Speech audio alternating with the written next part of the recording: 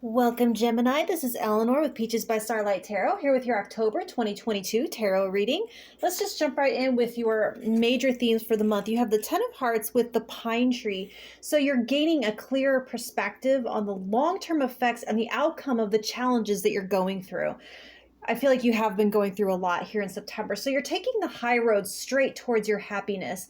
And when you see where this rocky, crooked path is leading from like a bird's eye view, it becomes apparent how worth it it's going to be to stick to the path.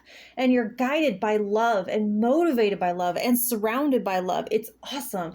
So it sounds like, honestly, the path of love, it sounds like the easy path, but it is actually the one that takes the most courage to be motivated by love and to be so driven by love. You're guided to look ahead, not to look down at your feet, at the path itself, but to look at the long term. There's something here too about the joy of the pursuit or the thrill of the hunt. And it just shows that you're happiest in motion right now here in October. So for the good stuff coming in, you have the Sun, Three of Pentacles, and the World. And so this is that clarity of vision that they're talking about over here. With that Three of Pentacles, you are finally gaining some traction in the workplace. So you might be starting to get the hang of what you're doing, get the sense that you're doing a good job, or maybe finding out that you're more cut out for the work than you originally thought you were. And maybe even surprisingly that you might find that you like the work more than you originally thought. And you might find that your team is starting to gel, or that your roles are starting to become more defined. And now you're not just working to get through the day anymore, but now you're working together for a common goal or with a more long-term mindset. So it feels like moving from survival to now having the energy or the brain cells left over to now turn your attention towards excellence, to the next level.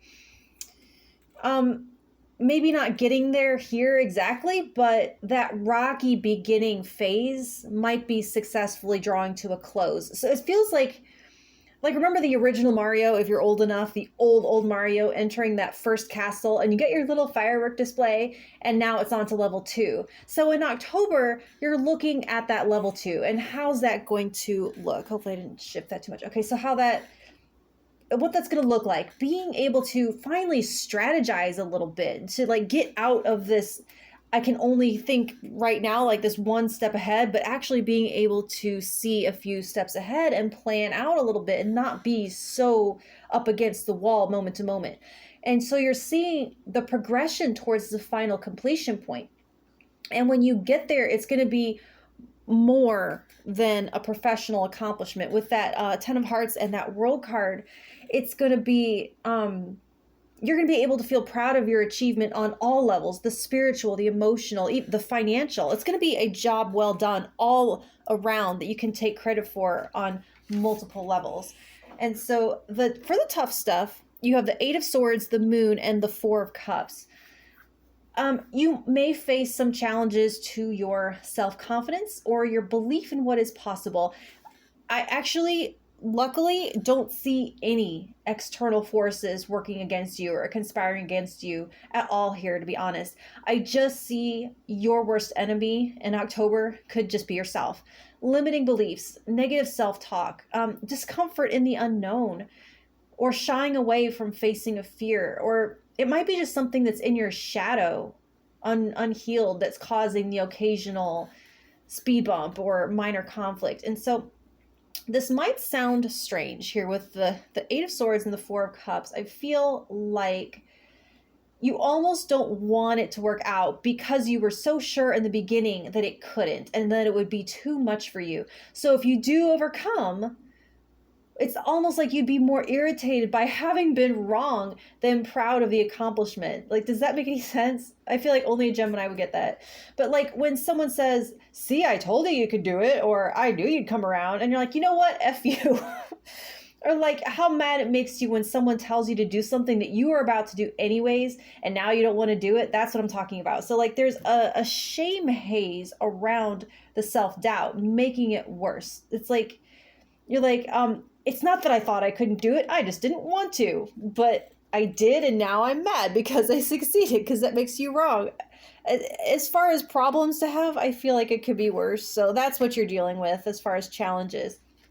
For your advice, you have the Three of Wands, the Two of Swords, the King of Wands. So just keep your eyes on the future. Keep your eyes on the prize and the rewards. The whole reason why you took that first step onto the path to begin with. They're saying that logic and reasoning are not likely to help you move forward, that the answers are going to be found by adjusting and focusing your sheer will to win. It's like you have the full force of the sun lighting your way, energizing you. And they're saying to bring the fire, like that song, bring the fire and burn away these imaginary obstacles, because they're saying that they're only illusions. I don't even see anything wrong with a good old, I hate to say it, but like vengeance or spite victory, if the victory is over like vanquishing your own goblins, or if it's showing your own ego what you're really capable of, because that ego probably said you couldn't do it. It was the ego that said you're not good enough and you don't have what it takes to get through this, trying to protect you. But you're going to show it. You're going to show it when you absolutely can do it. You absolutely can, and you can only do it for you. You can't do it for anyone else, because I feel like you're just out of fox for what other people want for you. I don't see it as a time to make big choices or decisions either. I think a choice has already been made when you signed up, and now it's time to summon the fires of your passion and or rage and draw in the wind that is already in hand. It's like you have one job, and it is not to talk yourself out of it. So that's what I have for you, Gemini. And if it helped in any way, let me know by hitting that like button, and I'll talk to you in November. Thank you.